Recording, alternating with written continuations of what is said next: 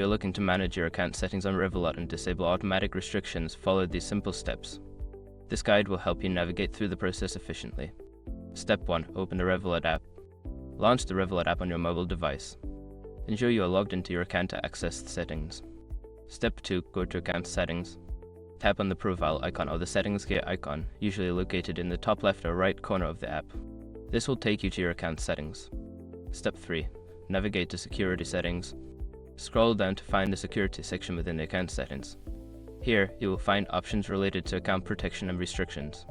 Step 4. Disable automatic restrictions. Look for the option labeled Automatic Restrictions or similar. Toggle the switch to turn off this feature.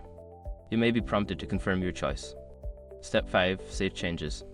After disabling the automatic restrictions, ensure you save any changes if prompted.